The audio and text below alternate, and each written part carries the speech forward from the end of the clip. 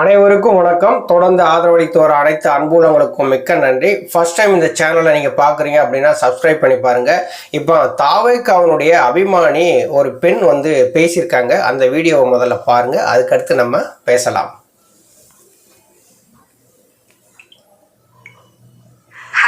Hi friends, நான் உங்கள் சேலம் பொண்ணு சரண்யா. உங்களுக்கு ஒரு சந்தோஷமான விஷயம் என்னன்னு கேளுங்க. ஸோ கிட்டத்தட்ட ஒரு 3 மணி நேரமா ரொம்ப அழுது போராடி என் முருகன் கிட்ட ஒரு வாக்குறுதி கேட்டேன். ஸோ கண்டிப்பா கொடுத்துட்டாரு. நான் அதை சத்தியமா எதிர்பார்க்கவே இல்லை. திட்டு 8:30 மணி 12 சத்தியமா எதிர்பார்க்கவே முடியல. அவ்வளோ அழுக. எனக்கு மட்டும் நல்லது செய்யறல, இந்த நாட்டுக்கு நீ நல்லது செய்யணும் அப்படின்னு சொல்லி நிக்க அவர்கிட்ட வலியோடு நின்று உத்தரவு வாங்கிட்டேன். அவர் எனக்கு சத்தியமா கொடுத்துட்டாரு. இந்த 5 வருடம் ஸோ நம்ம நாட்டினோட சிஎம் ஸோ விஜய் அண்ணா அப்படிங்கிறது இதுல எந்த ஒரு மாற்றமுமே கிடையாது. என் முருகன் எனக்கு எப்படி துணை இருக்காரோ அதே மாதிரி இந்த நாட்டுக்கு துணை இருப்பாரு நான் நினைக்கிறேன். ஸோ கண்டிப்பா டிவிக்கே வெற்றி அடையும். ஸோ முருகனோட சப்போர்ட் இருக்கு. பேசியே முடிக்கல, உடனே பள்ளி சத்தம். சத்தியமா எதிர்பார்க்கவே இல்லை. உண்மையாவே முருகர் இருக்கிறது உண்மைங்க. இந்த நாட்டினோட முதலமைச்சர் உண்மையிலேயே முருகன் இருக்கிறது உண்மைங்க. இந்த நாட்டினுடைய முதலமைச்சர் அண்ணன் விஜய் தான் அப்படின்னு சொல்லி ரொம்ப மனமுருகி அழுதுருக்குறாங்க ஒரு பெண். அவங்க சொல்கிறாங்க, நான் காலையில் 8:30 12 மணி வரைக்கும் நான் ரொம்ப உருகி முருகன்கிட்ட வந்து வேண்டிக்கிட்டேன். முருகன் வந்து வரம் கொடுத்துட்டாரு. எனக்கு எப்படி நீ நல்லது செஞ்சியோ அது மாதிரி வந்து இந்த 5 ஆண்டு காலம் வந்து விஜய் அண்ணா முதலமைச்சராகிறதுக்கு நல்லது செய்வார் அப்படின்னு சொல்லி பேசியிருக்கிறாங்க. அதில் குறிப்பிட்டு அவங்க சொல்கிறது என்னென்னா, நான் மனமுருகி வேண்டும் போது எனக்கு வந்து பள்ளி சத்தம் கேட்டது. அப்போ கண்டிப்பாக வந்து டிவிக்கே தான் ஆட்சி அமைக்கும், அண்ணன் தான் முதலமைச்சர் அப்படின்னு சொல்லி ரொம்ப மனம் உருகி வந்து பேசுகிறாங்க. கண்டிப்பாக நாளை கழிச்சு ரிசல்ட்டும் போது அவங்க எப்படி இதை ரியாக்ட் பண்ண போகிறாங்க அப்படின்னு தப்பித்தவறி வந்து விஜய் வந்து முதலமைச்சராக வரலை அப்படின்னு வச்சிங்களேன், இவங்கெல்லாம் என்ன மாதிரியான நிலையில் இருப்பாங்க அப்படிங்கிறது கொஞ்சம் கவலை அளிக்கக்கூடிய விஷயமாக தான் இருக்குது. வேண்டுங்க, வேண்டாமல் போங்க, அது உங்களுடைய விருப்பம். நீங்கள் விருப்பப்பட்ட ஒரு தலைவர் வந்து முதலமைச்சராக வரணும்னு சொல்லி ஆசைப்படுறீங்க, அதில் தப்பு கிடையாது. ஆனால் பள்ளி சத்தம் கட்டிச்சுங்க, முருகன் வந்து வாக்குறுதி கொடுத்துட்டாருங்க, அடுத்து அண்ணன் தான் முதலமைச்சருங்க அப்படின்னு சொல்லிலாம் பேசி ஒரு வீடியோ போடுறாங்க அப்படின்னா அவங்க விஜயை எப்படி பார்க்குறாங்க அப்படின்னா நடிகனாக தான் பார்க்குறாங்க. ஒரு கட்சியினுடைய தலைவராக விஜயை பார்க்கவே கிடையாது, ஒரு நடிகனாக இன்னும் பார்க்குறாங்க. இன்னும் 100 படங்கள் நடித்தாலும் ஃபஸ்ட்டு நாள் ஃபஸ்ட்டு ஷோ போய் இது 100 ரூபா டிக்கெட்டை 1000 ரூபா கொடுத்து கூட வாங்கி கூட இவங்கெல்லாம் வந்து பார்க்கக்கூடிய ஆளுக்கு. இவங்கள்ட்ட விஜயனுடைய கொள்கை தலைவர்கள் யாருன்னு கேளுங்க. தமிழக வெற்றி கழகத்தினுடைய கொள்கை தலைவர் யாருன்னு கேட்டிங்கன்னா இவங்களால சொல்ல தெரியாது. தமிழக வெற்றி கழகத்தினுடைய கொள்கை என்னன்னு கேட்டாலும் இவங்களுக்கு வந்து சொல்ல தெரியாது. இவங்களுக்கு தெரிஞ்சதெல்லாம் என்ன அப்படின்னா, விஜய் நமக்கு பிடித்த ஒரு நடிகர் விஜய், அவர் அரசியலுக்குள்ளே வந்திருக்கிறார், அவர் வந்து வெற்றி பெறணும் அப்படின்னு வந்து சொல்கிறாங்க. விஜய் வந்து முதலமைச்சர் வருவதற்கு வாய்ப்பு இல்லை. ஆனால் இவர்களுடைய மனக்கோட்டை இருக்குது பார்த்தீங்களா, முதலமைச்சர் வந்துவார்னு சொல்லிவிட்டு இப்படிலாம் அழுது புலம்பி இருக்காங்க பார்த்தீங்களா. இவங்களெல்லாம் கொஞ்சம் வீட்டில் இருக்கிறவங்க கொஞ்சம் பத்திரமா வந்து பார்த்துக்கிறேன். இப்போ எம்ஜிஆர் வந்து ஹாஸ்பிட்டலில் இருக்கும்போதும், ஜெயலலிதா அவர்கள் ஹாஸ்பிட்டலில் இருக்கும்போதும், கலைஞர் அவர்கள் வந்து ஹாஸ்பிட்டலில் இருக்கும்போதும் பார்த்தீங்கன்னா அவர் தொண்டர்கள் வந்து வேண்டுவாங்க, எப்படியாவது வந்து உயிரை திருப்பி கொடுத்துரு முருகா அப்படின்னு சொல்லி அவங்கவுங்களுடைய அபிமானிகள் தொண்டர்கள்லாம் வந்து விரும்புவாங்க. அதே மாதிரி இவங்க விஜய் என்ன அப்படியே இருக்காரு? இல்லை நல்லா தானே இருக்காரு. அவர் ஆட்சிக்கு வர்றாரு, வராமல் போகிறாரு.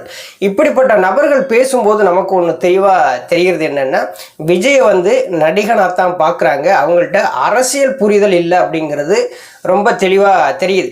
இப்போ முருகன் வரம் கொடுத்துட்டாரு, பள்ளி சத்தம் கேட்டுருச்சு, அண்ணன் தான் முதலமைச்சராக வருவார் அப்படின்னு சொல்லிலாம் அவங்க வந்து மனமுருகி பேசுகிறாங்க இல்லையா. திருப்பரங்குன்றத்தில் முருகனுக்கு கார்த்திகை மாதம் தீபம் ஏற்ற முடியாத ஒரு சூழல் ஏற்பட்டது. இது நாடறிந்த செய்தி தான். இது இப்போ செய்திகள்லாம் பார்க்குறவங்களுக்கு தெளிவாக தெரியும். கோர்ட்டு அனுமதி கொடுத்துமே முருகன் கோயிலில் இன்னைக்கு கார்த்திகை தீபம் ஏற்ற முடியலை.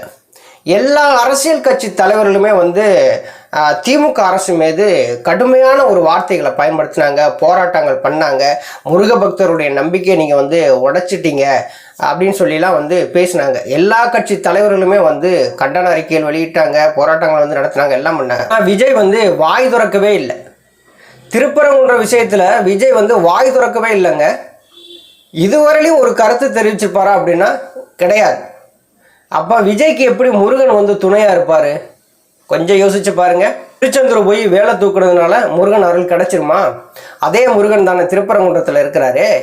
அங்கே இப்போ இது கோர்ட்டு அனுமதி கொடுத்துமே திமுக அரசு வந்து அந்த இது கார்த்திகை தீபத்தை ஏற்ற முடியல. எல்லா அரசியல் கட்சி தலைவர்களும் எல்லா இது சமூகம் சார்ந்த அமைப்புகளும் மிகப்பெரிய அளவில் ஒரு போர்க்கொடி தூக்குனாங்கல்ல. அப்போ விஜய் என்ன பண்ணிக்கிட்டு இருந்தார்? விஜய் ஒன்றுமே பண்ணலை. விஜய் வாய் திறக்கலை.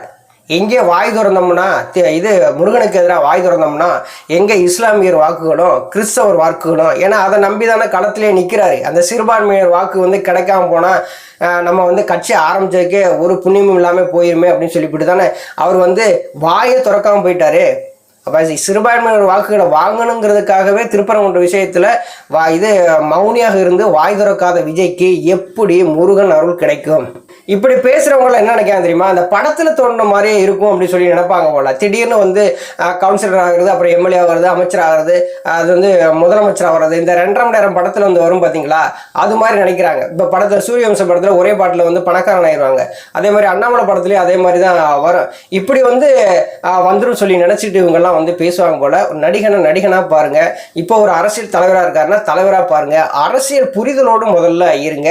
அரசியல் புரிதலோடு இருந்தது அப்படின்னா தான் இங்கே தமிழக அரசியலுக்கு நல்லது. இப்படி ஒரு தற்கொலை கூட்டங்களை வச்சுக்கிட்டு தான் விஜய் வந்து நான் முதலமைச்சராக வரப்போறேன் அப்படின்னு சொல்லி அவர் ஒரு பக்கம் ஆசைப்பட்டுட்டு வந்து இருக்கிறார். நான் முருகன்கிட்ட வேண்டின உடனே 3 மணி நேரம் முருகன்கிட்ட வந்து வேண்டினேன், எனக்கு வரம் கொடுத்துட்டாரு, பள்ளி சவுண்டு வந்து கேட்டது. கண்டிப்பா அண்ணன் விஜய் தான் முதலமைச்சர் அப்படிங்கிறாங்க. ஏங்க ஒரு பள்ளி சத்தம் கேட்கறதுக்காகலாம் வந்து விஜய் முதலமைச்சராக வர முடியுமா?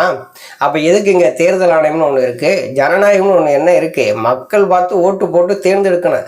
விஜய் நல்லவன் சொல்லிட்டு மக்கள் பார்த்து ஓட்டு போட்டு தேர்ந்தெடுத்து வச்சாதான் அவர் வந்து முதலமைச்சராக வர முடியும். சும்மா வந்து பள்ளி சத்தத்துக்கெல்லாம் வந்து முதலமைச்சராக வரணும் அப்படின்னு சொன்னால் நாளைக்கு ஒரு காக்கா கத்தும், நாளைக்கு வச்சு ஒரு கழுகு கத்தும், இதுக்கெல்லாம் வந்து முதலமைச்சராக வந்துருவார் அப்படின்னு சொல்லி பேச முடியுமா? ஆனால் இப்படி பேசக்கூடிய பெண்கள்லாம் வந்து பார்த்தீங்கன்னா அவங்க குடும்பத்தில் இருக்கிறவங்க கொஞ்சம் உஷாராக இருக்கணும். ஐயோ முருகா நீ வரம் கொடுத்தியே, பள்ளி சத்தம்லாம் கேட்டுச்சே, எங்கள் அண்ணன் முதலமைச்சராக வரலையும் சொல்லிவிட்டு ஏதாவது செஞ்சாலும் செய்வாங்க.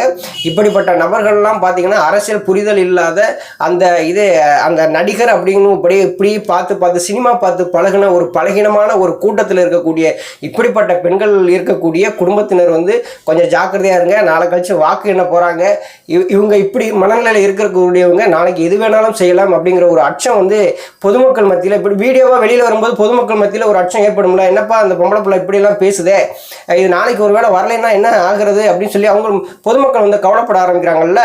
அது மாதிரி தாவேகாவில் அந்த வீடியோலாம் வெளியிடுறாங்கல்ல, பெண்கள்லாம் உணர்ச்சி வசப்பட்டு வெளியிடுறாங்கல்ல, அவங்கெல்லாம் கொஞ்சம் அவங்க குடும்பத்தினர் வந்து கொஞ்சம் ஜாக்கிரதையா இருங்க. நாளை கழிச்சு வாக்கு என்றாங்க அந்த எண்ணும் போது அவங்களெல்லாம் வந்து பக்கத்திலே பாதுகாத்து. ஏன்னா இப்படி ஒரு தற்கொலை கூட்டங்களை நீங்க வச்சுக்கிட்டு குடும்பத்தில் வச்சுக்கிட்டு இருந்தீங்கன்னா அவங்கள பாதுகாக்கிறது அவங்களோட வேலை. விஜய் வந்து எப்படின்னா ஒரு இன்ஃப்ளூயன்சர் தான், எப்படியாவது மூளைச்சாவு செய்யக்கூடிய ஒரு நபராக தான் வந்து விஜய் இருக்காரு.